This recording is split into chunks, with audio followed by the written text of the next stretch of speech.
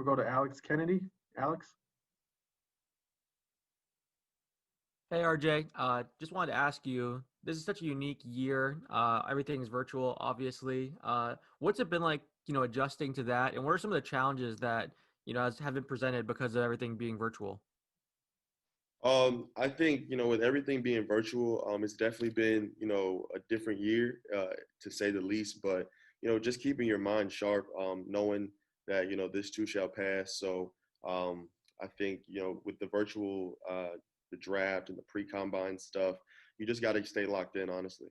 And then real quick, just with how hard you've worked and the confidence you have in yourself and everything, how do you respond when people refer to this as a weaker draft class or criticize this class? I really don't even look into that much. I think, with the guys that I know for sure in this draft, that this is not a weak draft class. I think, everybody in this draft class is very talented. So, we'll just have to wait and see. Thanks, RJ. Good luck. Well, thank you.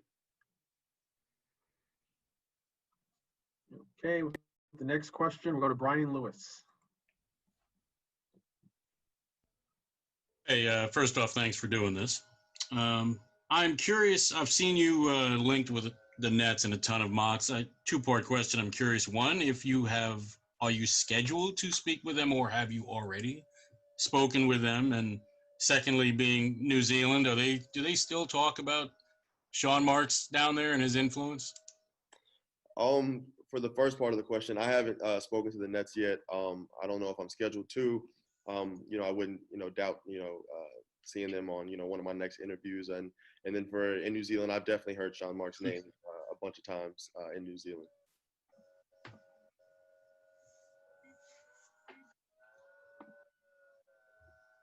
Great. Our next question, we'll go to Jason Jones.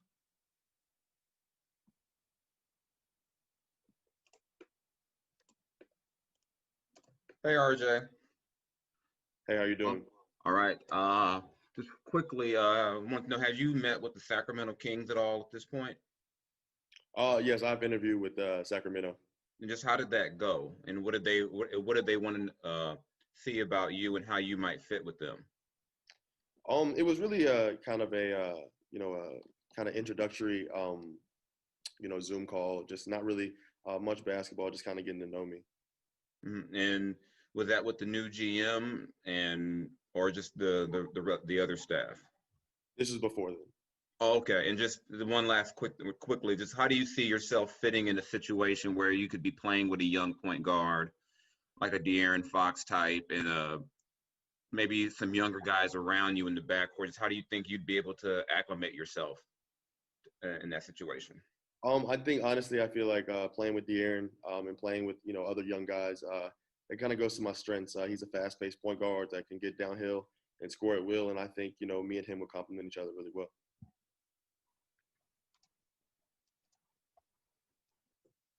Great. For our next question, we'll go to Callie Kaplan. Hey, RJ. Curious, I know you just mentioned how this has been such a piecemeal, unprecedented process, but how and where has training been going, and what's that been like for you as the draft has kind of progressively moved back a bit? I've been, training a lot at home in Dallas, and then I come to Memphis, every other week and, training with, Mike Miller and Penny, sometimes at the University of Memphis, and then other times at just, high schools. And to follow up on that too, aside from Sacramento, what other teams have you talked with so far, and have the Mavs been included in that? No, the Mavs haven't been included, but I think it's been a while. So I think it's been like, Oklahoma City, Detroit, Phoenix, Portland, New York. I think that's kind of all of them, maybe. I'm not sure. Chicago. And one last question too is, how much did you watch the Mavs growing up and follow them from Little Elm? I watched the Mavs, my whole life. So kind of the hometown team. So I've definitely kept up with the Mavs since I was a baby. Awesome, thanks. No problem. With our next question, we'll go to Alder Tiamo. Hi, RJ. Hi, how are you?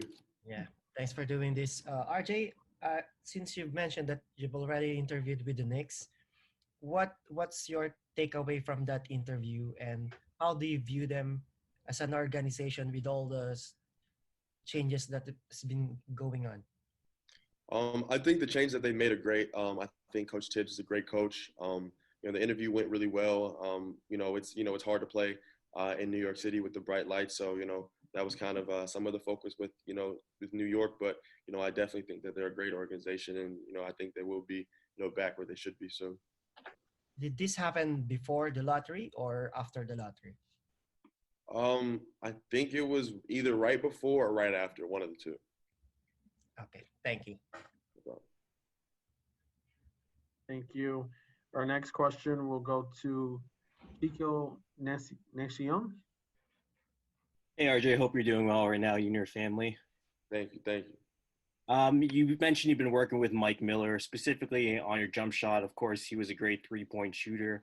What kind of things have you guys worked on during your time together, where it be your footwork or even your shot mechanics? I think honestly, we worked from everything from my head down to my toes. So learning how to get a better base, getting my shot up higher, ball placement, slowing my shot down, simplifying it. So, he's one of the best shooters ever, like you said. So it's nothing better than to, learn from him. You've also had some time working with Penny Hardaway as well. Both of you guys are pretty big guards for your position. Are there parts of his game that you kind of have tried to emulate, or he has kind of passed on to you? For sure. I think every time we work out together, he's trying to, give me tips that, he did while he was playing in the NBA. So I definitely take those, use those, and, I will continue to use them. Thanks, RJ. Good luck. Thank you. Thank you. For the next question, let's go to Ferdinand. Hey, RJ from Puerto Rico. How overseas experience helped you?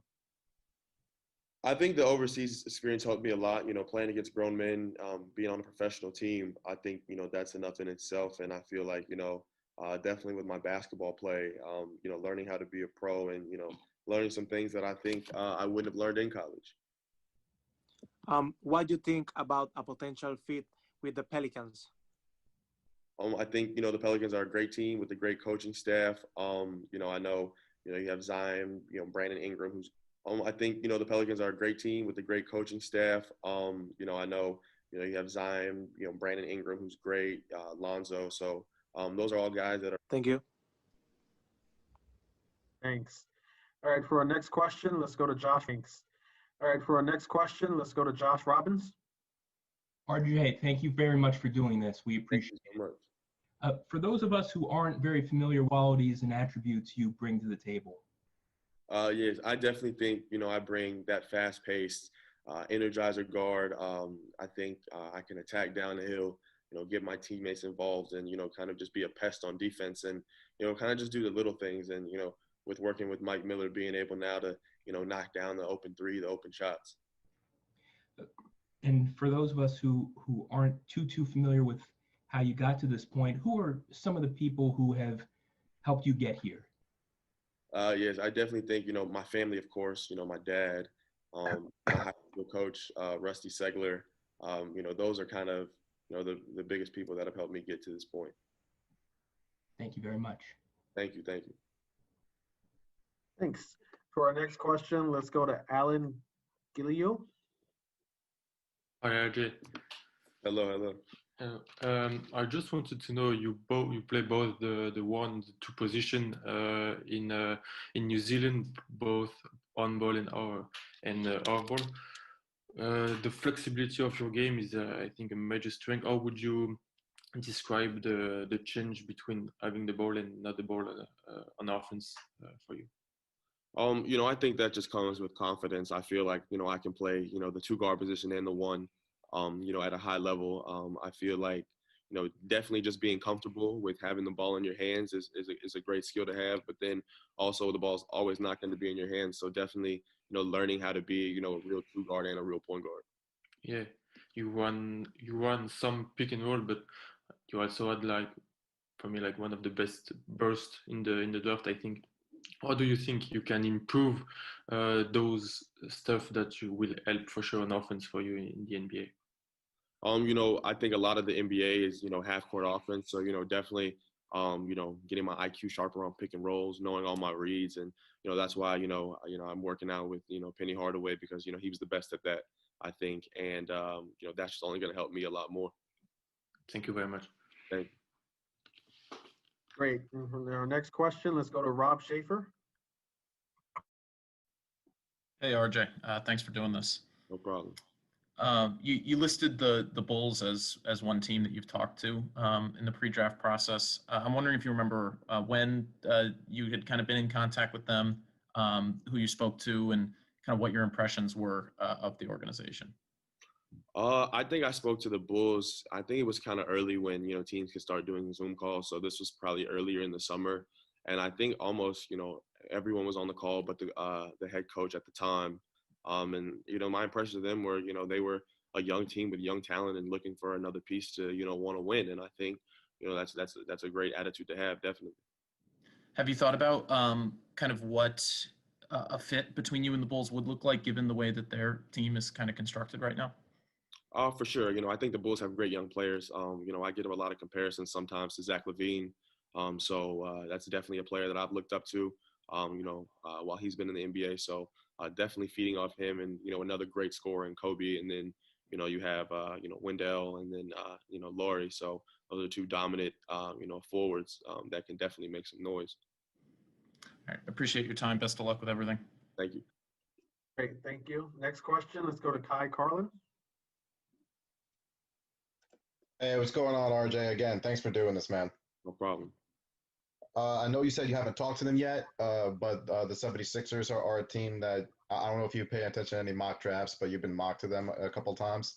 How do you really see a fit there? You and Ben Simmons are two long, lanky, fast, athletic guards. How do you kind of long, lanky, fast, athletic guards? How do you kind of see that working out? Like if you were to end up in Philadelphia?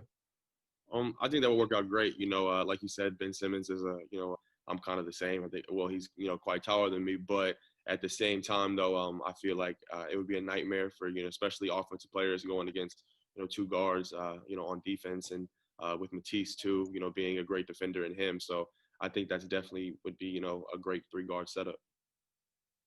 Thank you, RJ. Thank you. Great. And for our next question, let's go to Chase Hughes. Hey, RJ, appreciate you doing this. First of all, have you talked to the Wizards or are you scheduled to? I have talked to the Wizards. I left that out, but yes, I have talked to the Wizards. Okay, and I'm sure enough time has passed for your hip injury to be healed by now. But how is it feeling, and what are you kind of telling teams or doing to kind of prove to them that it is 100%? My hip's been healed for, quite some time, some 7-8 months. And, I think, just working out, teams have seen my workout videos, maybe people on the internet have seen my workout videos, and I'm, just athletic as ever and just as fast as ever. So I feel like I've done a good job showing teams that, I'm not injured anymore. Great. Thank you. For our next question, let's go to Julian Malplat. Yeah. Hi, RJ. How are you? I'm good. How are you? Great. Thank you. So I wanted to talk with you about you're in a draft class with a lot of guards. So do you think that your professional experience in New Zealand could help you to be selected over another one? And if it's not, which strength in your game do you think could help you being selected? I definitely think that going overseas and being professional for a year and playing against grown men, definitely gives me a little bit of an edge over, some college players. But I think, my strengths are, I feel like, I'm one of the, if not the fastest guard in the draft, the most athletic guard in the draft, that can, do a lot of different things. All right. And you said you have talked with the Phoenix Suns. So would you like to win some experience with Ricky Rubio, Devin Booker, and this young team? That would definitely be great. Ricky Rubio, I've been watching this game for a very long time. He's as pure as point guards that they come. And, Devin Booker, one of the league's best prolific scorers. So definitely, partnering with them in the backcourt with, my athletic ability, it would definitely be something to see. Okay, thank you. Thank you. Thanks. We have time for a few more questions. Let's go to Rylan Stills. Hey, RJ, I was wondering how your interview with the Thunder went and how you would see yourself fitting in there. My interview with Thunder went great. I was interviewed by, I think, everyone on the staff, and Billy Donovan, Coach Billy Donovan was the coach at the time. But I feel like I would fit great. The Thunder, they run that 3-guard system. Shea is a great young guard that I kind of take bits and pieces from his game and put into mine. And then Chris Paul is definitely as if you can call it, one of the best point guards of all time. So those two people right there, I kind of mix between their games, and I would definitely like that. And then you played the Thunder in the preseason this year. Did that experience, how did that help you at all? It helped me a lot, being 18, playing against an NBA team. A lot of 18-year-olds don't get that opportunity. So it was definitely a learning experience, and it's been, I think, almost over a full year since that happened. So I think I've grown so much since then. So it was definitely a learning experience, and it's been, I think, almost over a full year since that happened. So I think I've grown so much since then. Most difficult adjustments of living so far away from home on the other side of the globe, really?